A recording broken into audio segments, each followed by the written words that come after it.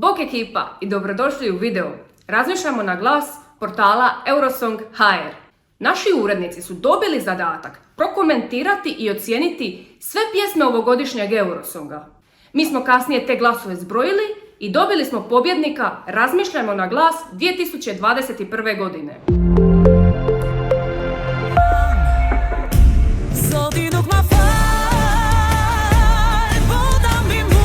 Bok, ja sam Marija i jedan od mojih ovogodišnjih favorita Eurosonga je i Albanija, koju predstavlja Anđelo Peristeri s pjesmom Karma.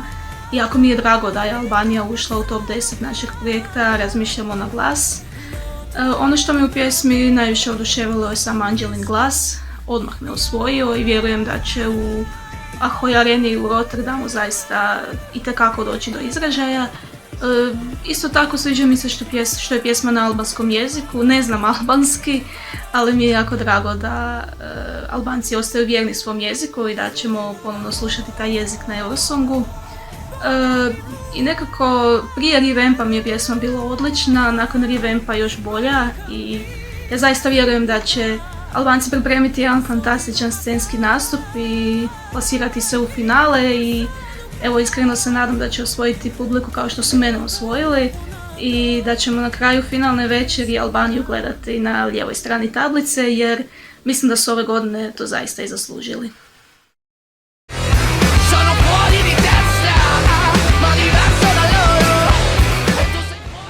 Dragi čitatelji Eurosong.hr, pozdravljam vas sa, nažalost, slobodnog Islana Kornera.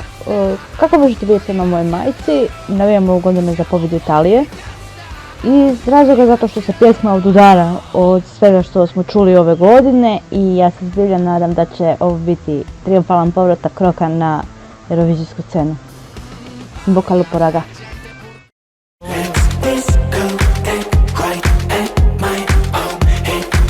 Pozdrav dragi ljudi, moje ime je Andra Guša, jedna sam od urednika Eurosong.hr. Hvala vam puno što ste pratili naš projekt Razmišljamo na glas u kojem sam ja dala čistu 10 pjesmi diskotek od litavskih predstavnika na ovogodišnjem Eurosongu The Roop.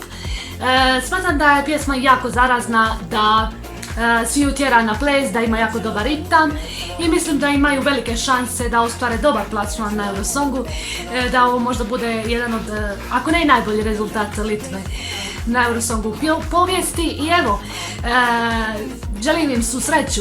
Go The Roop!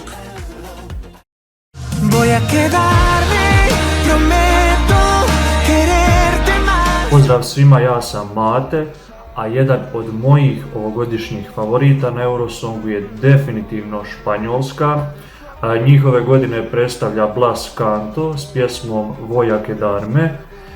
Smatram da je pjesma snažna, duboka, moćna i da se španjolski jezik perfektno uklapa u ovu pjesmu.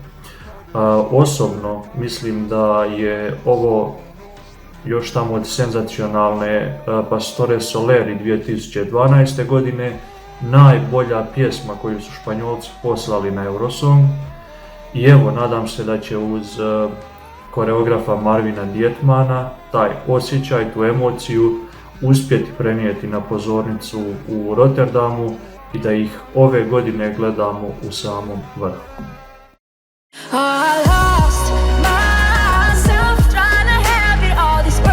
Bok svima, ja sam Sanja i jedna od mojih favoritkinja ovogodišnjeg Eurosonga je Rumunjska. Njihova predstavnica Roxanne sa svojom pjesmom Amnesia me osvojila na prvo slušanje i od tad mi se ne skida s moje playliste, što mora da je dobar znak.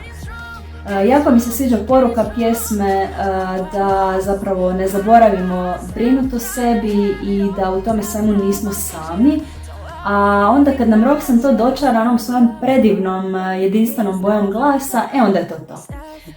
Još se nadam da će uspjeti onu atmosferu sa spota nekako prenijeti na staging u Rotterdamu, jer ako se to desi, onda bi nas stvarno mogla baciti sve kolektivno u amneziju da postoje bilo kakve druge pjesme i da kažemo, aha, baš za Rumunsku glasam.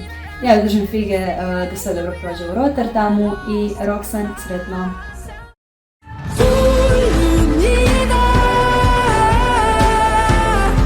Pozdrav ekipa, ja sam Josip i danas ću vam prokomentirati John Tears Tu l'univers. John me je prošle godine osvojio sa Repondemua svojom iskrenom emocijom, ogromnim talentom, nestvarnim glasom i svjetskim potencijalom. Jako mi se sviđa Guionov stil i ne sumnjam da ćemo još puno puta čuti za njega i da će svojom iskrenom emocijom donijeti Švicarskoj novi top 5 rezultat i da ćemo možda u budućnosti otimati se za karte za njegov koncert. Da li se slažete sa mnom ili ipak mislite drugačije, javite nam u komentarima. Pozdrav svima, moje ime je Faruk, a moj favorit za pobjedu na ovogodišnjem Eurosongu je Švicarska. Švicarska je jedna od jako rijetkih zemalja ove godine koji imaju potpuno autentičnu priču, sjajnu melodiju i izvođača čiji glas nećete zaboraviti tako lako. Ukoliko Eurosong želi ostati ono što je do sad bio, onda bi švicarskog predstavnika trebali nakon puno godina vidjeti ponovo sa pobjedničkim trofejem u rukama.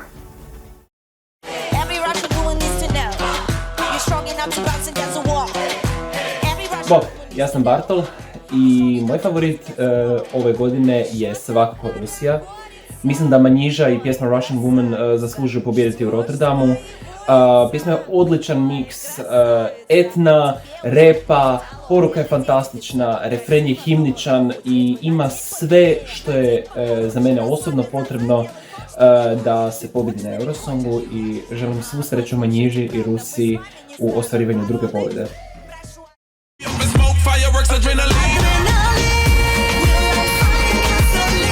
Bog svima, ja sam Antonio i mojih 12 bodova ide San Marino. To je mala zemlja koja još uvijek čeka svoj prvi top 10 rezultat na Eurosongu.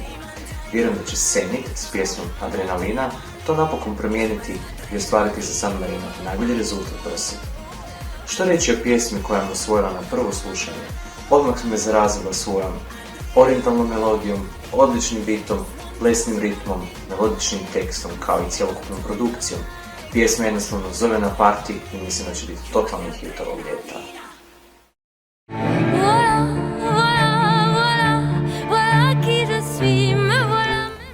Ćao, moje ime je Ivana i mojih ovogodišnjih 11 bodova odlazi u Francusku predstavnici Barbary Pravi s pjesmom Voila. Ova tipična francuska šansona me zapravo oduševila na prvu, zato što je riječ o jednoj vrlo jednostavnoj pjesmi, a zapravo toliko moćnoj.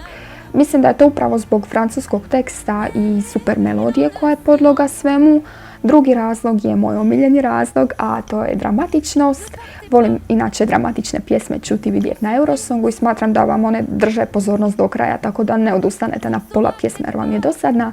I treći razlog je naravno Barbarina emocija koju ona uspješno, očigledno, prenosi na publiku i zapravo prezentira svoju priču. Znamo da Francuska nije pobijedila već jako dugo, mislim da je vrijeme da se to napokon dogodi, tako da ja sam spremna za Pariz 2022. Nadam se da ste i vi. Vidimo se.